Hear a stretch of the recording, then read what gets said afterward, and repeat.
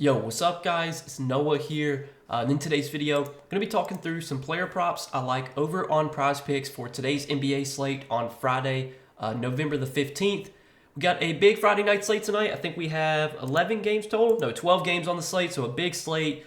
We only had one game on Thursday, which is pretty rare. It's very unusual to see just one NBA game on a day, but we only had one NBA game Thursday. Decided not to make a video, since it was only one game. But I wanted to obviously come back for this Friday slate, give you guys some early plays I did like for this one. Taking a look at the board on Thursday night, recording this video the night before, and we already have a good amount of games up. I think of the 12 games today, there's already there's games up for 7 of the 12 games. There's props up for 7 of the 12 games, so we got a decent amount to choose from, guys. And I got 3 early player props I do like for this Friday slate that we're going to break down and talk about in this video. So before we do get started, make sure you guys hit that like button down below if you do enjoy these Prizepicks videos. Make sure you hit that subscribe button if you have not yet. And if you guys are new to the channel and if you are new to Prizepicks, be sure to sign up for Prizepicks and use that promo code NOAH. When you sign up for Prizepicks with my promo code and when you place your first lineup, you'll get $50 in promo funds instantly added to your account. So you sign up, make a deposit. You only have to put in $10, deposit $10, play a $5 lineup, and even if you lose that lineup, Prizepicks is going to give you $50 in promo funds that you can use to play additional lineups, and any money you win off those is credit that you can either continue to play with or withdraw if you choose to do so. So go check out Prizepicks, guys, and make sure to use promo code NOAH when you sign up over there. Now, I do also want to give a quick shout out to Sleeper because we do have a partnership with Sleeper as well. And for a limited time, you guys can sign up for Sleeper using promo code NOAH. You'll get a deposit match up to $1,500. So Sleeper is taking in large deposits right now. If you want to make a bigger deposit there, obviously you don't have to, but for those of you that can afford to make a big deposit, you can get your first deposit matched up to $1,500. So what that means, you put in $1,000, you put in $1,500. Sleeper is going to match that. They're going to give you an additional $1,000, $1,500, whatever you deposit. They're going to give you up to $1,500 in promotion funds that you can then use to play additional lineups. Obviously, the additional money that they give you, you can't withdraw that, but you can play that money. You can play lineups, and any money you win from those lineups, you can then choose to withdraw. So be sure to go check out Sleeper, guys, and again, use that promo code NOAH when you do sign up. Now, if you don't know what Sleeper is, they're just a DFS pick'em site, pick'em app, very similar to Prizepicks, so it's really simple, easy to use. You're building out lineups, you're picking more or less on player projections, and you can make up to an 8-pick entry. On Sleeper, you can win up to 100x your money, and you can mix and match sports over there. So be sure to go check them out, guys. And again, use that promo code NOAH when you sign up for Sleeper. But let's go ahead and break down the props I'm liking for Friday's NBA slate. Now, I do want to recap our plays from our last video, which was on Wednesday. And hopefully you guys tailed the plays we gave out Wednesday because we went 3-0 on the 3 plays we gave out. Cashed Goga over points plus rebounds, cashed Wemby over points, and then we took Lou Dort under points plus rebounds. All 3 of those plays hit for you. Even if you took, I know some of those lines got bumped. Even if you took the bumps, the bumps still hit too. So it was a really good day Wednesday. Cashed all 3 of our plays. Let's see if we can run it back for this Friday slate, guys. So first prop I like for Friday is going to be a points prop. And the prop that I'm liking here is going to be Tyrese Halliburton. And we're going to take Tyrese Halliburton for less than 19.5 points. So if you look at Tyrese Halliburton this season, he's gone under this line in 8 out of 11 games for what it's worth, and he's only averaging 16 points per game this season. He has not had the greatest season overall from a scoring perspective. His usage rate is also kind of down compared to where it was last season. So last season, Tyrese Halliburton had a 23.9% usage rate, which was second highest on the team behind Pascal Siakam. So far this season, Tyrese Halliburton is actually 7th on the team with a 21.3% usage rate. So he just hasn't been as aggressive offensively, not taken as many shots as he did last season. He's also not been shooting the ball that well this year, which, efficiency for NBA players, it can come and go. Like, guys can get hot from the field, they can get cold from the field. Either way, this is not the greatest spot for Tyrese Halliburton facing the Heat. The Heat have historically been a good defensive team. The Heat have historically been a team that play at a really slow pace.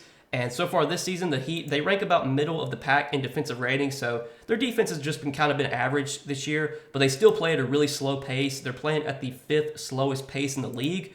So the matchup here is definitely not the best for Tyrese Halliburton. The Heat have guys that they can put on Halliburton that can defend. Haywood Highsmith, really good defender. Jimmy Butler's out right now, but Highsmith's replacing him, and Highsmith can defend really well. So I don't think this is the greatest spot for Tyrese Halliburton. He's only gone over this line in 3 games this season. Some of those were easier matchups too. Like he did go over against the Knicks, definitely not the easiest matchup, but then he went over against Dallas, and then the other game he went over this line was against the Sixers, who have really struggled defensively this year. So I think this is a tough spot for Halliburton. Like his under on 19.5 points. Sportsbooks have this juice towards the under as well. I think on DraftKings right now it's like minus 130 favoring the under on 19.5 points for Halliburton. So I do like this as our first prop for Friday. And I was looking at some of Halliburton's recent games versus Miami just to see how he's fared.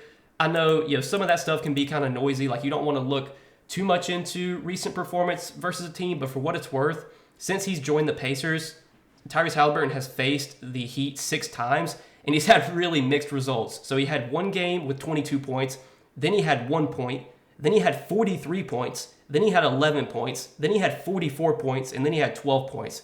So he's had 2 huge games with 43 and 44 points versus Miami. He had 1 solid game with 22 points, and then he had 3 really bad games with 12, 11, and 1 point. So, you can take that for what it's worth. I don't think it means too much. I mean, every year is a different year. We obviously haven't seen these teams play yet this season, I don't believe. I don't think these teams have played yet this season. Yeah, they haven't played yet this season. Either way, I think it's not the greatest spot for Halliburton. Miami, again, good defensive team. They play at a slow pace. Halliburton's usage is down this year, not as aggressive offensively.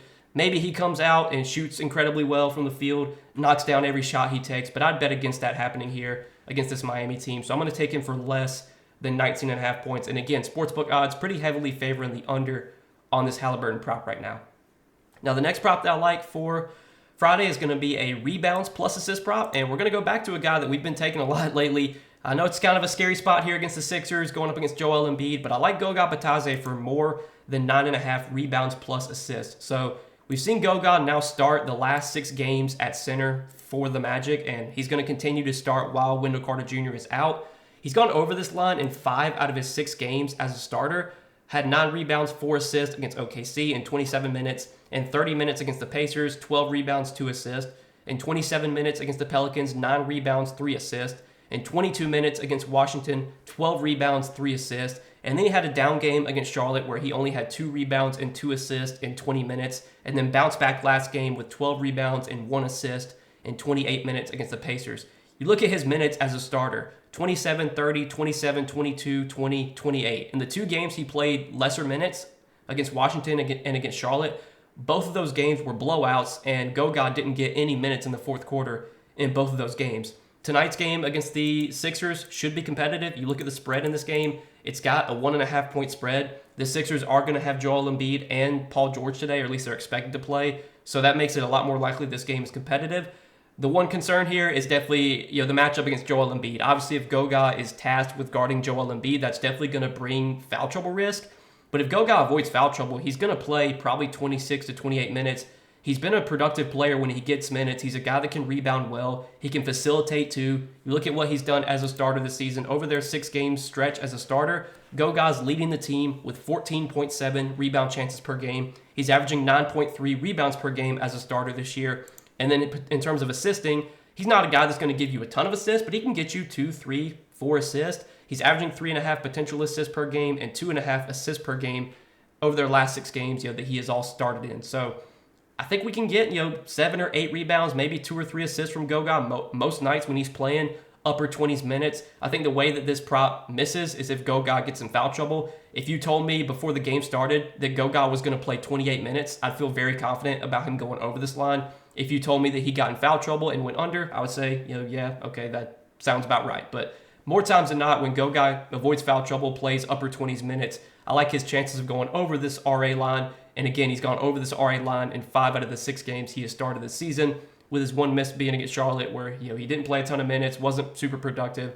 But again, more times than not, he's a guy that rebounds well and can give you some assists too. So I do like him for more than 9.5 rebounds plus assists. Sportsbook odds also favoring the over on this prop. DraftKings had this juiced at minus 130, favoring the over. So kind of early sportsbook odds like the over on this prop too, or favoring the over here. So second prop I like for Friday, and then the third and final prop that I like is going to be an assist prop, and we're going to take Chris Paul for more than 8.5 assists. So Chris Paul, we know historically has been a very, very good facilitator. This season with the Spurs, he's averaging 8.6 assists per game. He's gone over this line, and I believe 8 out of 12 games this season. The games he went under, he had 8 assists, so he lost by the hook. He had 3 assists, he had 4 assists, and then he had 6 assists. One of the games he went under as well, he played only 20 minutes. It was a blowout against Houston. And then there was a few games he did play normal minutes, but didn't get as many assists. But you look at the potential assists and the opportunity for Chris Paul, he's always going to be a guy that has opportunity to rack up assists just because he has the ball in his hands so much and he's such a good facilitator. He's averaging over 16 potential assists per game this season. So, he's typically going to give you like 16, 17 potential assists on average. You just got to kind of hope that San Antonio, that his teammates can make their shots, which lately they obviously have been doing, because if you look at his game log lately, he's been racking up a bunch of assists. He had 9 assists against Utah, 11 against Sacramento, 11 against Washington. Actually, if you look at their last 3 games, with Devin Vassell back, so Devin Vassell made his return 3 games ago against Utah. They've been bringing Devin Vassell off the bench. And I would have thought that, maybe with Devin Vassell back, maybe Chris Paul doesn't handle the ball as much. Maybe he's not as much of a facilitator, because Devin Vassell's a guy that can handle the ball, that can facilitate. But actually, over their last 3 games with Devin Vassell, Chris Paul is actually averaging over 20 potential assists per game. So his assist numbers have actually been up lately with Devin Vassell back in the lineup. I'm not sure if that's something that's going to continue, but Vassell's a guy that can score the ball well. He's a guy that Chris Paul can kind of kick it out to rack up assists. Obviously, Chris Paul is probably going to get a lot of his assists to Wemby, because that's a guy that he can facilitate the ball a lot to. Either way, we know the assist opportunities are going to be there for Chris Paul, averaging over 16 potential assists per game, averaging over 20 potential assists per game over their last 3 games. Just got to hope that the Spurs can knock down their shots, because that's really what it's going to come down to, because we know the opportunities are going to be there for CP3. And I want to take a look at his touches lately. So Chris Paul this season, I'm pretty sure he's leading the team in touches. Leading the team in touches, leading the team in time of possession. If you look at the Spurs roster, the guy that has the ball in his hands the most, on a game by game basis is Chris Paul. You would think it'd probably be Wemby, but it's actually Chris Paul. He's the guy that touches the ball the most, has the ball in his hands the most. And over their last 3 games with Devin Vassell, Chris Paul's still averaging 67 touches per game, over 5 minutes of touch time, which is that's right around his season average. 66 touches per game is his season average. So he still has the ball in his hands a lot, even with Devin Vassell back in the lineup. Chris Paul's still been handling a ton. The assist numbers have been really good lately. Matchup against the Lakers, I think, is fine. The Lakers defensively this year, they've been solid. I want to see where they rank in terms of like assists allowed to point guards. Sometimes DVP stats can be a little bit overblown, but this season in terms of assists allowed to point guards, the Lakers rank.